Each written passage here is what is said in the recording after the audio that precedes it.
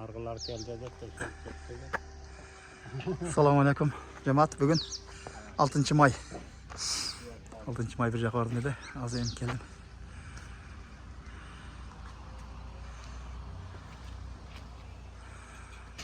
May.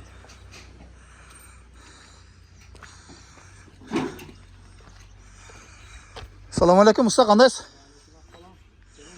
Yaxshi, tinchmi, zo'rmi? Rotasizlarmi? Bizden bugün pişme reperete vardı, şey qilib keldim. O kelib tirishtirib ketdi pishi.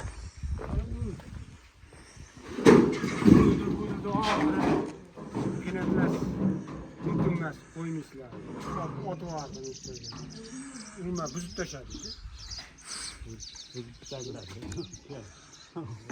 Bunlardan da katkı. Ya koyuyor öyle. Ya koyacak ki yana kadar koydu. Onu soğuk taşadı o işte. Bunlardan da katkı. Bunlar yani öyle Pazavodskoy qiladi da bular.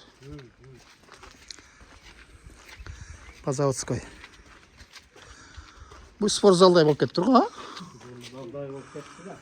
Assalomu alaykum. Qanday ya? Yangi usta. Hey, kelishdingmi ne? Ating kim? He? Og'abek. Ha, молодец. Jiyanmi? Jiyan. Alayhissalom, qanday? Bu jiyan negiz bo'layotgan ay? Spor zalda ele, zakon. Voleybol o'ynasam bo'laverami?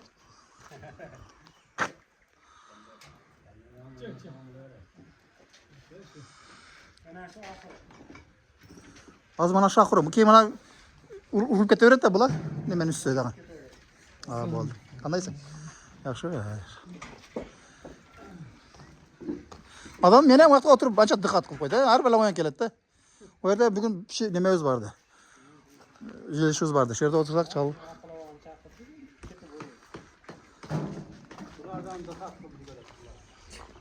Ha, keyin o'zim yo'liqib qo'ya.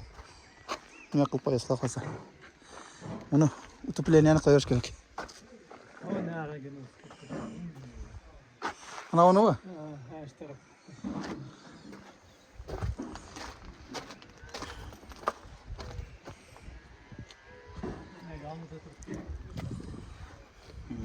Mayli.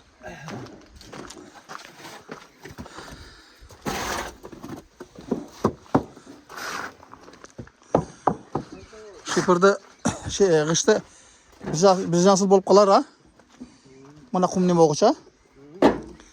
Keyin boyagi keladi-da, qova. Tam bitta olsak, qolganiga katirka, mushkatirka o yoqqa ketaveradi. Ha. Shundan bo'ladi. Baqot bo'lib, qattiq bo'ladi. Qara mana nimasi nima qilib qo'ydi, ha? Qum zo'r. Tazası bu. Orijinali.